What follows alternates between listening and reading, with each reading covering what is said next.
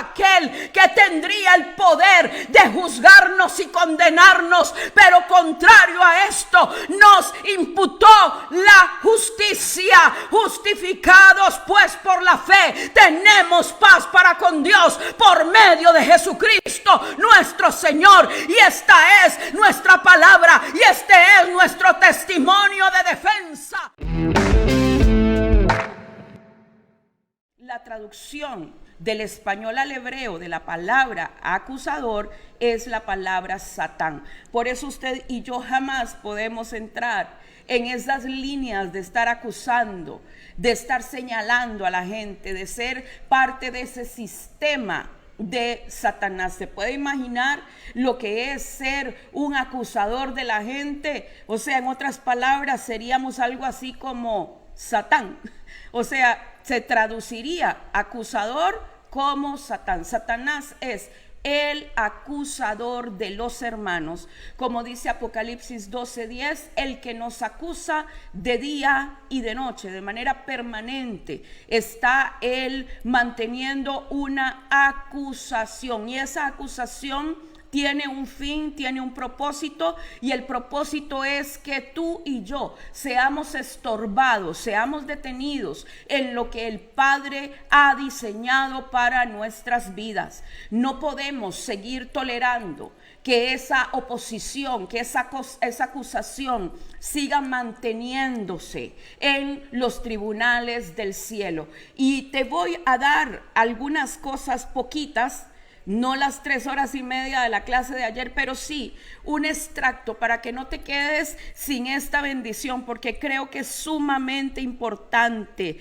poder compartir sobre esto. Lo primero que tengo que decirte es que en Juan capítulo 8, versículo 10, nos habla la historia de cuando aquellos hombres llevaron a la mujer que había sido tomada en el mismo acto de adulterio. Estos hombres la tomaron a ella y la llevaron a donde estaba Jesús. Jesús estaba enseñando en el templo. Y ellos tomaron a esta mujer, que quiero decirle algo, esa mujer sí era culpable. Ella era culpable del pecado de adulterio. Sabemos que por la ley de Moisés, o sea, la ley dada por Dios a Moisés, ella era culpable y debía de recibir la sentencia de muerte. Ahora Jesús, cuando se la traen a ella, repito, culpable, ella sí había pecado, ella estaba siendo acusada por causa de su pecado, pero quienes la acusaban tenían la intención torcida de venir y tentar a Jesús para ver de qué manera Jesús respondía ante esta situación. Escuche bien esto, porque generalmente la gente que se mueve en la estructura de Hasatán o de Satanás, el acusador, o sea, los que viven dentro del dominio de la acusación, es gente que siempre tiene una doble intención cuando acusa. Regularmente las personas que han sido tratadas por el Espíritu Santo, la gente que ha sido moldeada por el Espíritu Santo, la gente que se ha dejado trabajar por Dios y ha sido quebrada una y otra vez, regularmente no se atreven a levantar juicio ni a levantar condena o acusación contra nadie, porque saben que ellos mismos en muchas ocasiones de su vida han sido también acusados. Yo no sé cuántos de los que están conectados ahora han sido acusados. Y el día de ayer, en medio de una palabra profética que vino en medio de la clase a través de esta escritura, el Señor me decía, hay muchos que son acusados en medio del sistema religioso, como aquella mujer que siendo culpable, pero fue acusada por el sistema religioso, y el sistema religioso lo que quería imponer era la pena de muerte. Ya ellos venían listos con las piedras, ya ellos venían listos con las armas para destruir a esa mujer. Pero repito, ellos tenían la intención torcida de probar el corazón del maestro, porque en el fondo lo que ellos querían también era acusar a Jesús de cualquier cosa que él pudiera decir. Recuerde que el sistema religioso de aquellos días siempre interpretaba a su propia conveniencia y a conveniencia de la envidia y el celo que sentían de Jesús, interpretaban para poder acusarlo ante la más mínima cosa que él podía hablar. Quiero repetir y quiero ser reiterativa con este punto. Usted y yo jamás debemos de ser parte de ese sistema de acusación en que lamentablemente mucho pueblo de Dios se ha metido, porque forma parte de la estructura de acusación de las tinieblas. Me sorprende en el versículo 10 cuando dice que Jesús, ¿verdad?, le traen la mujer, él está en el templo enseñando y dice que él estaba escribiendo en tierra. Entonces él ni siquiera levanta los ojos, pero en el verso 10, después de haberles dicho, el que esté libre de pecado lance la primera piedra. O sea, él no dijo, ella no es inocente. Él no dijo, ella es culpable, él no dijo nada respecto al juicio y a la acusación. Él respondió conforme a lo que ellos tenían en su corazón. Y el Señor les dice, el que esté libre de pecado, lance la primera piedra. ¿Sabe? Estos hombres fueron reprendidos en su conciencia porque sabían que no tenían la autoridad moral para juzgarla. Yo te quiero preguntar algo. ¿Cuántas veces tú has sido juzgado, has sido señalado, has sido criticado por medio de un sistema y ya tienen listas las piedras para destruirte? Pero quiero decirte, en esta tierra, en este mundo, nadie, ninguno, ni siquiera la persona de más alto cumplimiento de las escrituras y de la más alta moral, tiene el nivel para poder traer condenación sobre alguien. Jesús le dice a la mujer, después de que se quedan solos, enderezándose Jesús y no viendo a nadie sino a la mujer, le dijo, mujer, ¿dónde están los que te acusaban? ¿Ninguno te condenó? Ella dijo, ninguno, Señor. ¿Ninguno te condenó?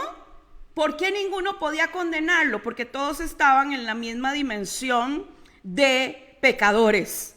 Todos. Estoy segura que esa gente se sabía al dedillo la ley de Moisés, pero ellos sabían que quizá en algún momento de sus vidas habían pecado, habían codiciado a alguna mujer, habían quizás hasta cometido cualquier tipo de pecado contra la ley de Dios.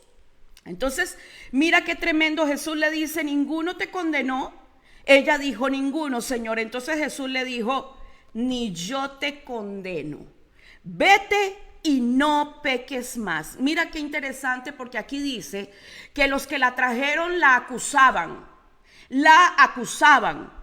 Y Jesús dijo, yo no te condeno. Acusación y condenación son dos cosas totalmente diferentes. Satanás lo que hace es acusarnos, pero no tiene el poder de condenarte. Él te acusa, pero no te puede condenar. Quien te acusa no tiene la potestad de condenarte. Efesios 2 dice la escritura que nosotros estábamos muertos en nuestros delitos y pecados. Y esto le decía ayer a los estudiantes porque a mí me impresionó muchísimo, porque jamás yo me había fijado en esa pequeña palabra, delito. Jamás, yo sí la había leído, obviamente, como usted y como yo, pero ese día que estaba orando, estaba hablando con el Señor sobre un mensaje que tenía que compartir, esa palabra vino así, saltó delante de mí, delitos, y yo me quedé así y dije, Señor, ¿qué es esto? ¿Cómo que delitos? ¿Qué delitos? ¿Qué es esto? Y el Señor empezó a enseñarme sobre el tema de los delitos.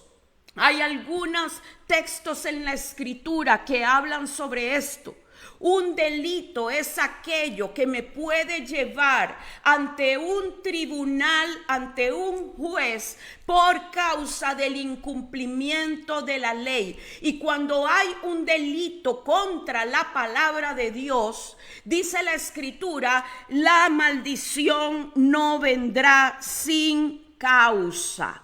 ¿Por qué? Porque un delito que es llevado al tribunal inmediatamente abre una causa. Se abre una causa y la Escritura dice, la maldición no viene sin causa. O sea, que para que una maldición venga y se establezca a nivel de las generaciones, tiene que haber una causa abierta a través de un delito por incumplimiento de la ley de Dios.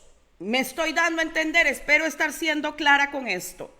Repito, no le puedo decir no le puedo contar y compartirle todo lo que enseñé ayer, pero así a grosso modo estuve hablando sobre esto. Ahora, cuando usted viene a Cristo, porque la Escritura dice que no hay condenación para los que están en Cristo. No hay condenación. Pero muchas veces el enemigo viene, como dice Apocalipsis 12, viene y nos acusa. Y la acusación puede traer una serie de obstáculos a nivel espiritual en nuestra vida, que se interponen para que avancemos. Mucha gente me escribe, inclusive cuando estoy en una conferencia, en un congreso, la gente dice, no sé qué es lo que me pasa, siempre estoy buscando de Dios, estoy orando, pero vez tras vez estoy siendo estorbado. Siento que soy estorbado, siento que no puedo avanzar, siento que no puedo llegar a donde quiero llegar. ¿Qué es lo que está sucediendo? Muchas veces tiene que ver con una causa abierta que lo que ha traído es una maldición. Ahora, hay maldiciones que no vinieron por lo que tú hiciste, sino por lo que hicieron tus padres. Ahora, por favor, no vaya todavía a pensar nada sobre esto hasta que no termine lo que tengo que decirle, porque lo que le voy a decir a continuación es lo más importante de todo.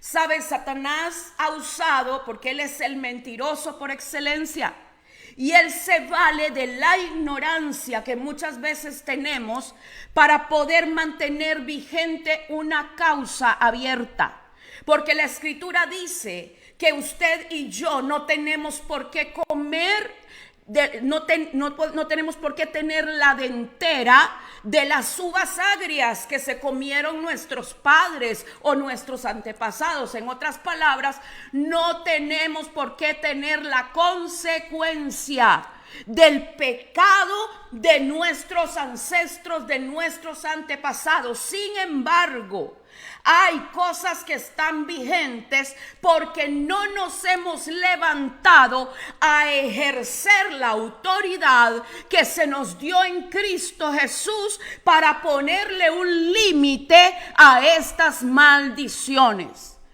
Quiero explicarle, quiero decirle que es sumamente importante entender que usted y yo hemos sido llamados a ejecutar la sentencia que ya fue dictaminada a través de la muerte, a través de la resurrección de Cristo, porque Él le quitó a Satanás las llaves de la muerte y del Hades. Las llaves de la muerte y del Hades.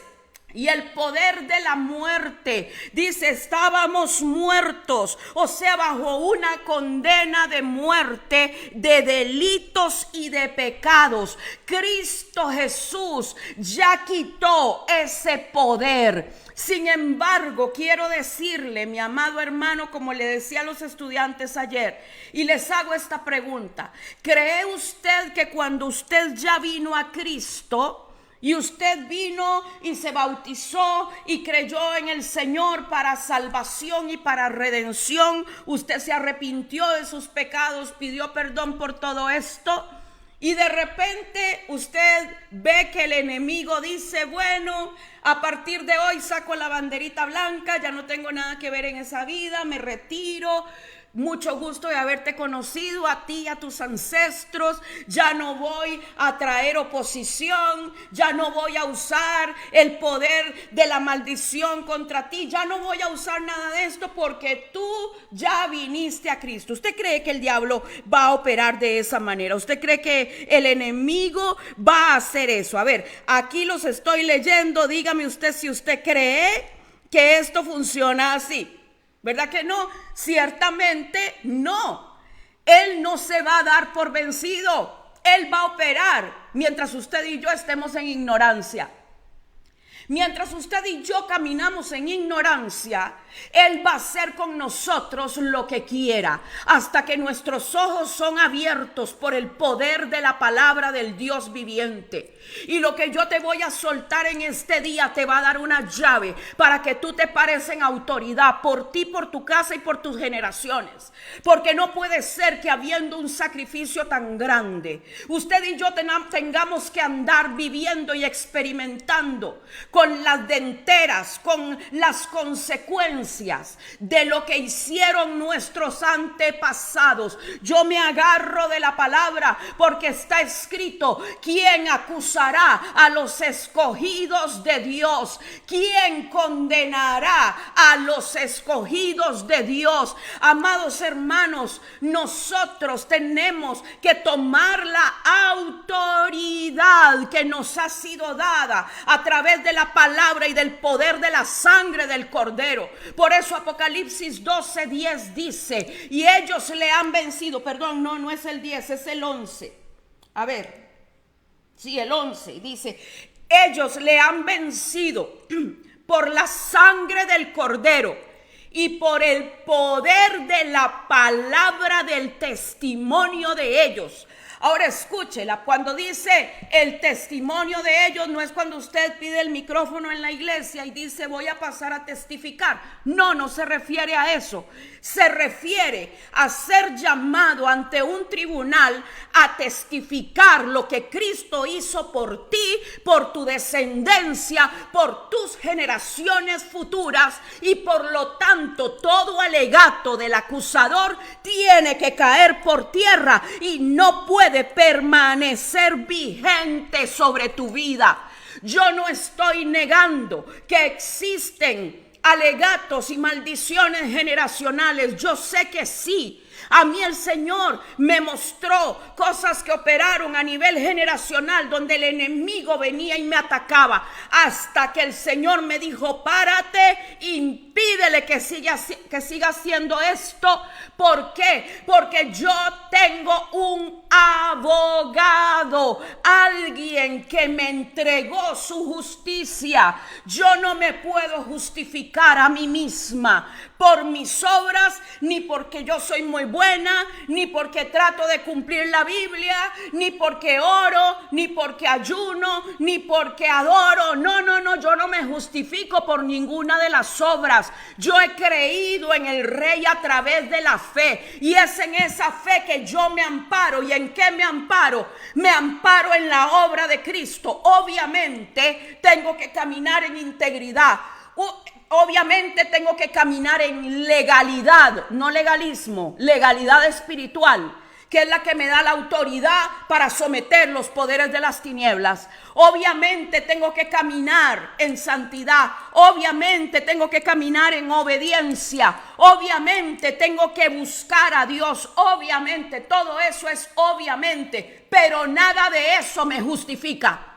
Nada de eso me hace perfecta. Nada de eso hace o provoca que yo pueda ganar algo para con Dios. Lo único que me hace ganar la posición que tengo es Cristo. Lo único que me hace que yo pueda estar sentada en lugares celestiales es la obra de Cristo. Lo único que hace que yo tenga autoridad para decirle al diablo: tú no me acusas más, tú te enmudeces ahora. Tú no tienes autoridad para seguir acusándome, porque abogado tengo, porque hubo uno que pagó el precio por mí.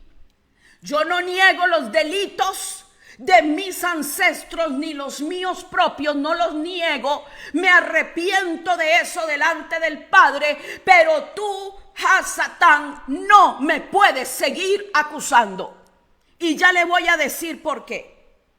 Porque la Escritura enseña, mira, y te voy a leer lo que dice Romanos 8 a partir del verso 30. Aquí lo tengo. Sí, Romanos 8:30. Y se lo voy a leer de la Biblia textual hebraica. La Biblia hebraica, la que es un texto muy antiguo que tengo acá, ya no tiene ni portada ni nada, porque lo uso mucho. Y nunca más lo pude volver a conseguir. Creo que lo compré o me lo dieron allá por los años 80. Es un tesoro que tengo porque no lo pude volver a conseguir nunca más. Pero escuche lo que dice la versión textual hebraica. Dice: a los que predestinó, a estos también llamó. Y a los que llamó, a estos también declaró justos.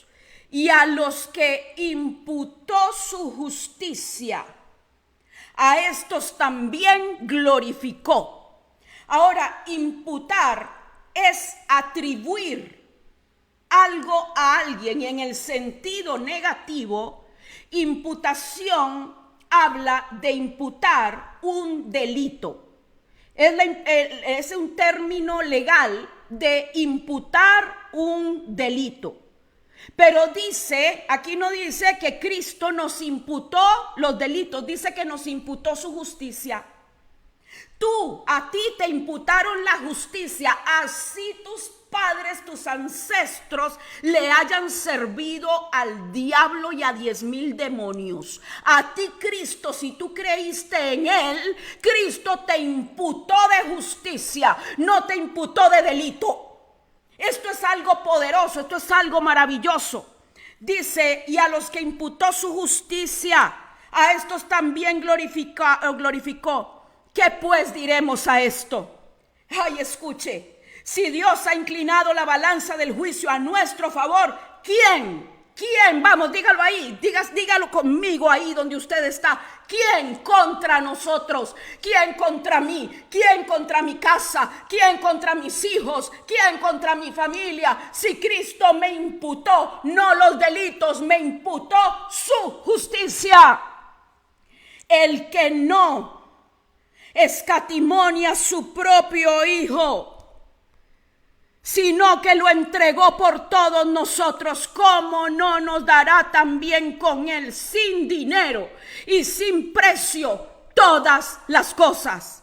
¿Quién se atreverá a imponernos demanda judicial ante el juez supremo que nos ha declarado justos? ¿Quién osaría condenarnos?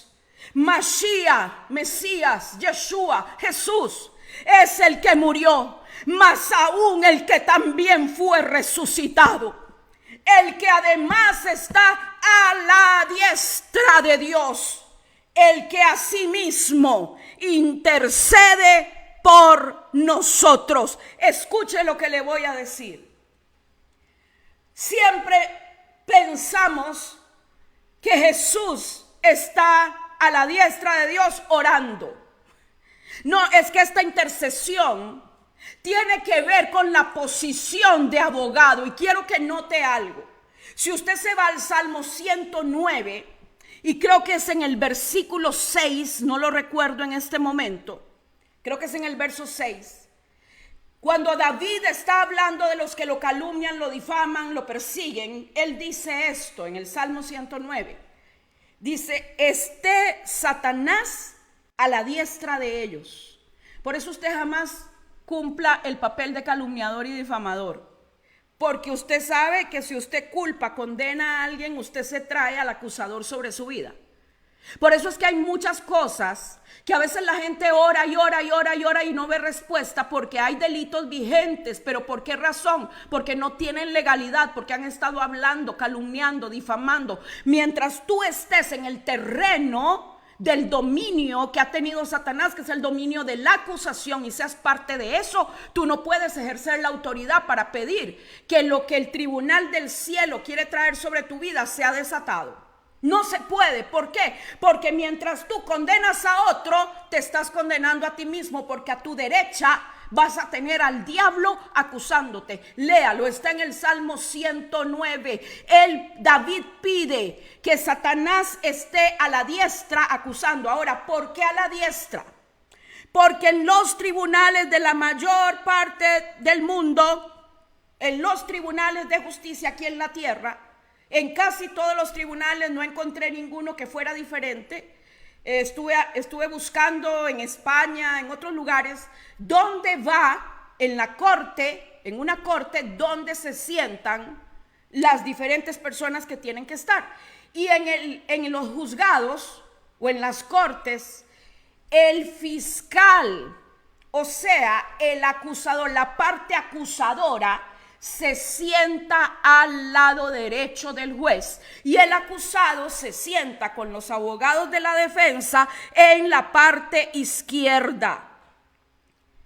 Dice que Satanás estaba a la derecha del sumo sacerdote Josué, hijo de Josadac, en los días en que el Señor habló de la restauración o el levantamiento del segundo templo en manos de Zorobabel.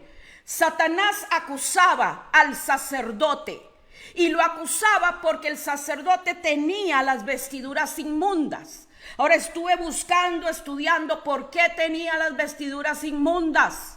Y dentro de las cosas que encontré es que se dice que los hijos del sumo sacerdote Josué habían pecado y que ese pecado había ensuciado las vestiduras sacerdotales, porque obviamente ellos también eran sacerdotes. Se dice que los hijos del sumo sacerdote eran pecadores y por esa causa Satanás acusaba al sacerdote. Quiero decirte esto, yo no sé a cuántos de ustedes han acusado por cómo se ve su familia. Yo no sé a cuántos de ustedes la gente los ha acusado, los ha señalado por cómo se ven sus hijos o por lo que hacen sus hijos o por la forma, lo que está viviendo usted en este tiempo. Sabe, muchas acusaciones hay sobre siervos y siervas de Dios porque la gente cree que la familia del que le sirve a Dios debería de ser perfecta. Y maravilloso esto dentro de la sociedad judía del primer siglo, la iglesia del primer siglo, donde se veía un orden perfecto porque todos venían del contexto del estudio de las escrituras, aún desde antes de conocer a Cristo, porque era parte de su cultura. Ahora quiero decirle algo, usted que me ve, que le han juzgado, que le han criticado, que le han ensuciado sus vestiduras, ministro de Dios, por cómo se ven sus hijos, porque no cumplen las expectativas de la gente, porque son jóvenes y a veces van a la iglesia, van al culto vestidos de una manera que la gente no quisiera ver, o hablan de una manera que la gente no quisiera escuchar. Y no estoy hablando de que están caminando en pecado, simplemente estoy diciendo de cosas de juventud. O quizá usted tenga un hijo o una hija que está en pecado, que está fuera de los caminos del Señor y la gente le está juzgando por eso. Esa acusación proviene del diablo mismo, pero ¿sabe lo que le dijo el Señor? Lo que le dijo el Señor a los que estaban, a los ángeles, les dice, el ángel de Jehová habló y le dijo, quítenle las vestiduras viles, sáquenle esas vestiduras por medio de las cuales Satanás le está acusando. Creo que estamos entrando en una temporada donde tus vestidos van a ser mudados, donde las acusaciones que el diablo te ha soltado, y hablo específicamente sobre gente que los han acusado por causa de cómo se ve su familia, de cómo se ve su casa, sea verdad o sea mentira, han sido acusados en estos aspectos y en estas áreas. Prepárate, porque tus vestiduras van a empezar a ser cambiadas en este tiempo. Pastores, pastoras, ministros de Dios, el Señor va a cambiar tus vestiduras, porque la vestidura inmunda es la que provoca la acusación de Satanás. Y el Señor le dijo: mira, que he quitado de ti la vestidura inmunda y te he puesto vestidura de gala. Oh, qué maravilloso. Creo que viene la vestidura de gala. ¿Sabe por qué, mi amado hermano? Porque era necesario que el propósito de Josué, sumo sacerdote, se cumpliera. Él era la persona asignada por Dios para ministrar en el templo que sería levantado. Era necesario un sumo sacerdote, y era necesario que ese sumo sacerdote fuese limpiado, porque Satanás estaba acusando, y mientras acusaba no podía ser desatado el diseño profético para esa vida. Es tremendo y es maravilloso poder entender la misericordia de Dios, el poder de Dios para quitarnos las vestiduras viles. Ahora dice también aquí en Zacarías capítulo 3: y Satanás estaba a la derecha del sumo sacerdote. Estaba a la derecha. Le repito, la derecha es el lugar donde se sienta aquel que acusa. Ahora, cuando en estos días, preparándome para la clase, orando más, escribiendo más, recibiendo más revelación, el Señor me mostró algo que me hizo saltar, que me hizo tirarme al piso, que me hizo llorar, que me hizo exaltar al Señor. Yo estaba que me explotaba por dentro, porque yo nunca lo había entendido, y lo entendí. Entendí por qué dice la Escritura que Cristo está sentado a la derecha del Dios Todopoderoso. Entendí por qué Cristo está sentado a la diestra de Dios. Entendí por qué Él tomó ese lugar. Dice que está sentado a la diestra del poder de Dios, a la diestra de la majestad de Dios. Él tomó ese lugar en la eternidad. Él podría juzgarnos, y lo va a hacer con las naciones, y lo va a hacer con todo aquel que tenga por inmunda la sangre del pacto. Pero Él se sentó a la diestra para entregarnos su justicia, para hacernos en Él justicia delante de la presencia de Dios. Por eso está intercediendo como un abogado. Ahora le decía que en el tribunal, el que está a la derecha, el que está a la derecha es el que acusa. ¿A quién cree usted que el Señor ahora acusa y revierte todas las acusaciones que Satanás ha levantado en nuestra contra? Y esta versión de Apocalipsis 12:10 se la voy a leer porque es algo poderoso. Dice así: entonces una voz nacida del cielo, oí una voz nacida del cielo que decía: ahora vino la salvación, el poder y el reino de nuestro Dios y la autoridad de su Mesías, porque ha sido quitado de su posición de dominio el acusador de los hermanos, el que los acusa día y noche delante de Dios, y ellos le han vencido con la sangre del Cordero y con el poder de la palabra. Dice, cuando la exponían con poder, en sus proclamaciones solemnes. ¡Wow! ¡Qué poderoso esto! ¡Qué maravilloso! Fue sacado de la posición de dominio. El dominio que Satanás tenía era el dominio de la acusación. Entiéndelo, iglesia. Es hora de que te levantes y empieces a declarar que esa posición de dominio Él ya la perdió, porque Cristo es el que está sentado a la diestra del Padre y Él nos imputó la justicia. No nos imputó delitos, y por eso en esta hora yo vengo orando y clamando por la vida de cada uno de nosotros delante de la presencia del Padre y delante del abogado en excelencia, porque abogado tenemos delante del Padre a Jesucristo, el justo, el único que pudo pagar el precio, y es a través de sus méritos, y es a través de su poder, y es a través de esa posición que Él tomó en la eternidad, sentado a la diestra de Dios, como aquel que tendría el poder de juzgarnos y condenarnos, pero contrario a esto nos imputó la justicia.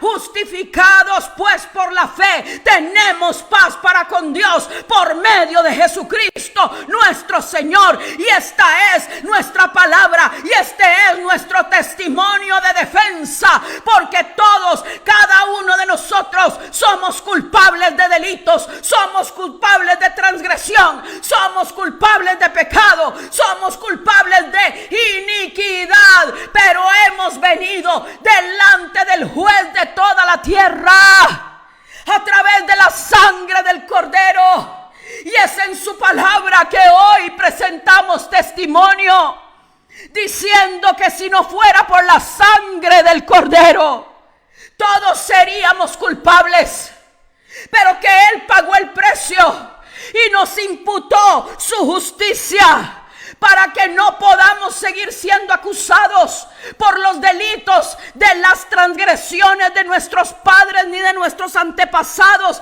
ni nuestros ancestros. Que en el nombre de Jesús, Padre, en esta hora, todas las acusaciones que tenemos delante de tu tribunal, en los libros que están en los cielos, Señor, todas las acusaciones que vinieron, Padre, por los delitos cometidos por nuestros padres, por nuestros ancestros, por las maldiciones que están dictadas en el libro de Deuteronomio capítulo 28 para todo aquel que cometa este tipo de delitos, Señor, y todas esas maldiciones que nos visitaron en este día, Padre, pedimos que esas causas se cierren. Pedimos que esas causas, esos alegatos, esas acusaciones queden canceladas y que hoy seamos declarados en inocencia delante de ti, no por mérito propio. Es que ninguno de nosotros se puede presentar delante de ti, como lo dijo Señor Esdras. Avergonzados estamos delante de ti, no podemos ni ver tu rostro a causa de nuestros delitos que se han multiplicado hasta el cielo. Perdona la iniquidad, perdona, Señor, la ofensa que nosotros, nuestros hijos, nuestros antepasados han hecho contra ti, contra tu santa palabra, Señor. Perdona el pecado y la iniquidad, perdona la transgresión, y que ahora las vestiduras viles que fueron puestas, Señor, a través del pecado de la parentela, aún de los hijos, sobre nuestras vidas sean cambiadas, Señor, a vestiduras de honra, a vestiduras de gala delante de tu presencia, Señor, porque venimos a través de la sangre del Cordero, no por nuestra bondad, no por nuestra espiritualidad, sino por la sangre del único que es justo, por nuestra fe en el Rey de Reyes y Señor de Señores. Jesús, venimos delante de ti como esa mujer, Señor, que fue hallada en el pecado. Porque si nos pusiéramos o te pusieras a revisar los libros de nuestra historia generacional, de nuestras líneas de ADN, Aquí no habría ni uno que no estuviese listo para ser apedreado. Señor, si se abrieran los libros donde están guardados o donde estuvieron guardados todos nuestros pecados, Señor, que es donde el diablo acusa, los cuales tú ya quitaste de nosotros, Señor, pero que Satanás quiere mantenerlos vigentes. Si todo eso se abriera, no habría ni uno justo. Los pecados de nuestros padres, los delitos de nuestros padres y ancestros subieron hasta el cielo, como dice el libro de Esdras. Por lo tanto, Señor, tú que perdonas la iniquidad, la maldad, tú que perdonas nuestras transgresiones, Señor, yo te pido que ahora todo lo que vino en consecuencia de las maldiciones que vinieron por esas causas, por los delitos, y que han estado sobre la vida de mis hermanos, sobre sus hijos, sobre su parentela, sobre su familia, Señor, que en este momento eso sea removido. Señor, hay enfermedades inclusive, Señor, que dice tu palabra en Deuteronomio 28, que vendrían sobre los que cometieran este tipo de delitos contra tu palabra, Señor. Tu palabra dice que eso visitaría, Señor, hasta tercera, cuarta generación. Señor, pero ahora en el nombre de Jesús, esas enfermedades que tienen que ver con inflamaciones, que tienen que ver con ardor en el cuerpo, como la fibromialgia, como la artritis, como la artrosis, como los problemas, como el cáncer, Señor, ahora empiecen a ser removidas de los cuerpos en el nombre de Jesús. Oro ahora, Señor, para que todo problema que vino a nivel físico por causa de maldiciones, por causas abiertas a través de los delitos con los cuales fueron inculpados mis hermanos y mis hermanas que están ahora conectados, Señor, eso sea removido de sus cuerpos, que haya un veredicto a favor de ellos, porque tú, Jesús, dijiste: ni yo te condeno.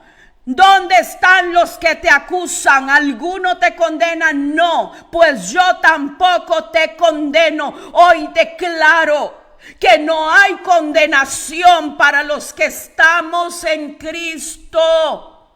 No hay ninguna condenación para los que vivimos conforme al Espíritu y no conforme a la carne. No hay condenación. Que toda condenación sea removida, que toda acusación sea removida en el nombre de Jesús. Que toda dolencia sea removida de los cuerpos, que toda afectación y obstáculo en las economías, en las relaciones interpersonales, en todo aquello, Señor, que tú, Padre, les has dado, les has prometido, todas las oposiciones que han venido empiecen a ser removidas ahora en el nombre de Jesús. Señor, yo te pido que en esta hora, en la eternidad, se borren en los tribunales del cielo las causas abiertas, ancestrales, generacionales, personales, a causa del poder de la sangre del Cordero, y porque tú estás a la diestra, eres el único que tiene la capacidad de emitir una sentencia. Y te pedimos perdón también por las veces que abrimos la boca acusando, condenando a otros, señalando a otros, tomando la posición de Hasatán, el acusador de los hermanos. Hoy pedimos perdón, Señor, cuando hablamos mal de alguien, porque eso nos metió también dentro de ese sistema y nos ha quitado la legalidad y la autoridad para poder clamar y pedir por liberación de las sentencias del enemigo. Hemos sido acusados porque nosotros mismos acusamos a otros, porque nosotros mismos señalamos a otros, porque nosotros mismos hemos pecado delante de ti, Señor, en el pecado de la calumnia, de la difamación, Señor. en el pecado del chisme y de la murmuración. Hoy pedimos que nos perdones. Y en el nombre de Jesús, Señor, yo pido que el soplo de tu Espíritu Santo venga sobre cada vida, cada familia, cada generación. Y que en este tiempo cada uno empiece a ver en su casa cambios poderosos. Que podamos escuchar muchos testimonios, Señor, de tu acción sobre esto y que les continúes enseñando sobre este tema, Espíritu Santo. Porque sé que en esta temporada pronto estaremos celebrando esta fiesta, Señor, de tus convocatorias santas.